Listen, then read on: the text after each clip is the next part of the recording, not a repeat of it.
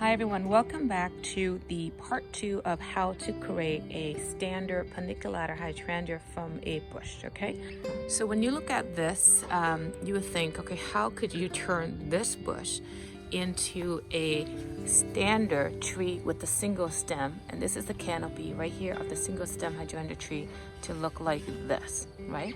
So it looks a little daunting.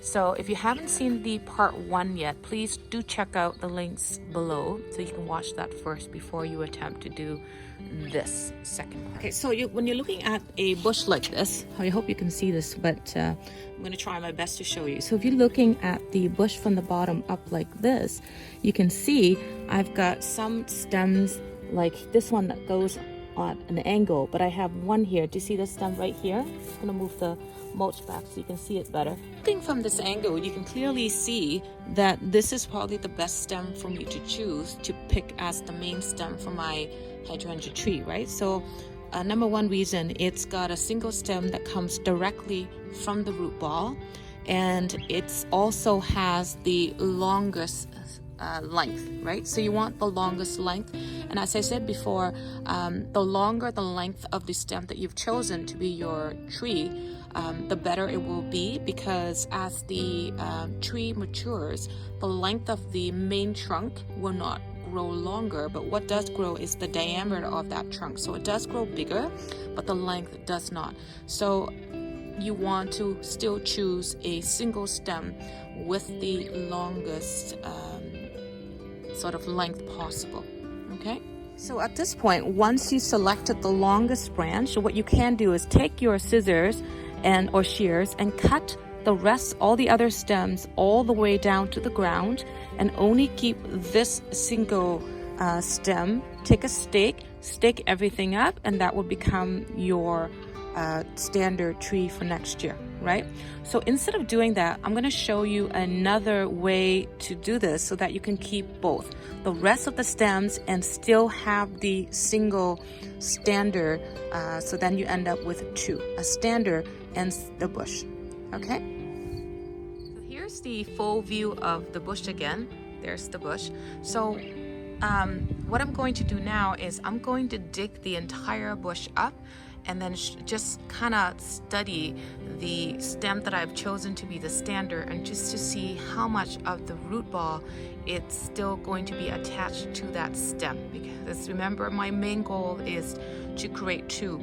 Keep the rest of the stems as the bush, and then have that one stem that I've selected to be the standard, right? So let's do that, and then I'm going to show you how that looks, and then we can approach it from there.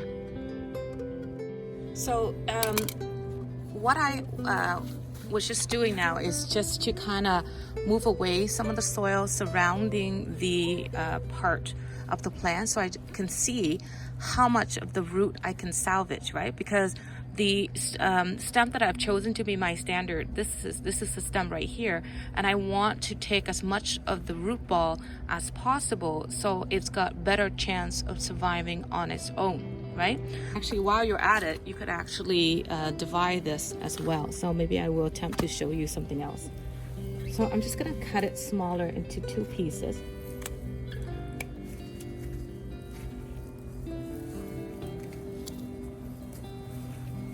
It's gonna be harder. I need bigger shears here.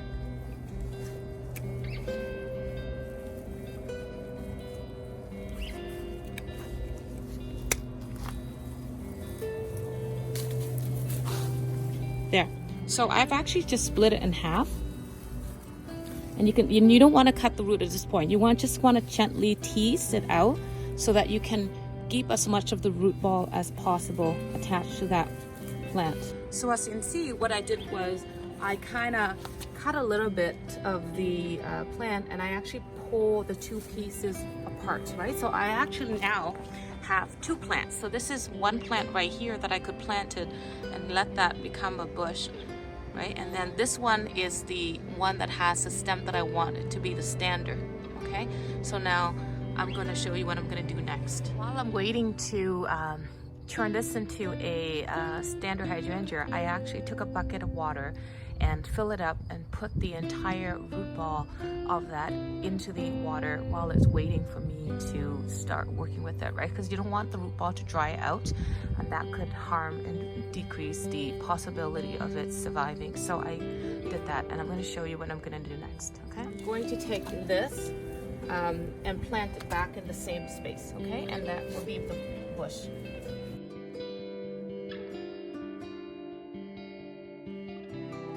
So here's the half of the bush that I planted back in the same space, and here is the other half of the original plant. So what I'm going to do now is lift it out of the water and show you what the next step is going to be. The stem that I want. Do you see how it's the longest stem right here? Okay, so that's the one that I want. So technically, if I work very, very carefully, I could try to cut away this stem here, which is what I want, and then try to save that and plant that as a new bush as well, right? Or possibly a new standard, but it looks like the only one that might have the longest stem is this one. So technically I could turn it into two standard, or one standard that I want in the bush, right? So I could do that. So I'm just going to carefully show you how the root ball looks like and see if I could try to save the rest and still manage to take this out. So I'm going to set up my camera and show it to you. So it looks like I might be able to pull this apart. So notice I took my gloves off just so it makes it easier for me to work with this. Okay, so I took that one piece and I broke it up into two more pieces. So I now have this one piece that has the original stem that I want as a standard, and then I have another piece which I could technically plant down for another bush, right? So before I plant that standard, what I'm going to do is take this piece that I broke off with the roots. I'm going to dunk it in my bucket of water while I am working with the other stem. Okay, so now what I'm going to do is cut away the stem that I don't want and only keep the one that I'm going to train into a standard. Okay, so can you see? I hope you can see that. So I'm going to actually cut right over here and get rid of this. Now, there it is. So I just cut that away, and then I have this. It's gonna move back so you can see. So there it is. This is the stem that I want to train into a standard, okay? So I'm going to plant that, and then I'll show you what to do next, okay? Okay, so I'm gonna come a little closer so you can see the actual stem and all the side branches. So you see how it's got so many side branches to this one side, and there's nothing on this side, right? That's okay. So I'm gonna go ahead and remove all the lower stems, okay, and only keep the few at the top, right? So sort of like, I'm gonna show you this one. So eventually what I want to do is create something like this. So I'm going to remove all the stems below and only keep the few stems at the top to make that look like a little canopy. Okay? I'm going to keep on doing that until I only have a few stems at the top. Okay?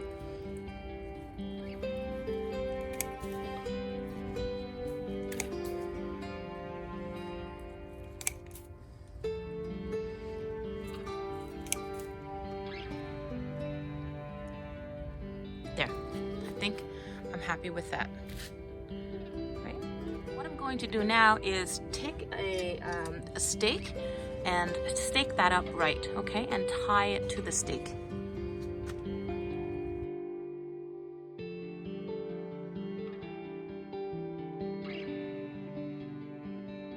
So there, so I staked it, and then I tied the branch to the stake in 3 different places. So I'll come a little closer so you can see and take a look at the stem. So there is the trunk. So these are all the stems that I cut down, right? So at this angle, you probably see it better. So I saved one stem, two, and then here's the third, and then the fourth right here, right? So there it is.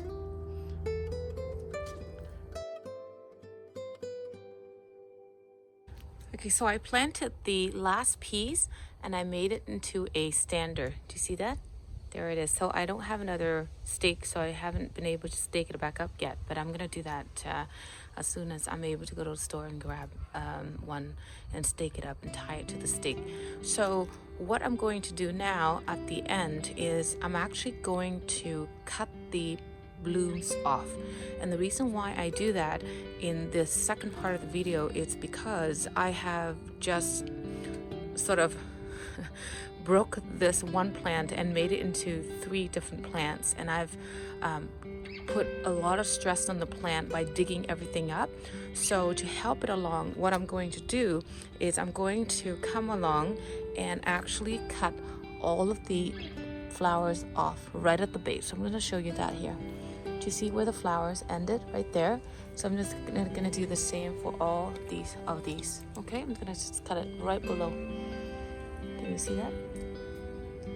So I'm just gonna cut it right this. So I cut it back. All the panicles are gone. So I'm gonna go ahead and do the other standard that I also created. So I'm actually gonna do the same because I wanted to focus all of its energy on making sure that the roots are going to be rooted in. I also tied another piece of stake to it because look at the damage that the wire did to the stem. So I don't want it to incur any more damage, so I added another piece. So I'm going to go ahead and do the same thing here by cutting all of the flowers off. And then the half of the bush that I left behind, I'm going to actually do the same.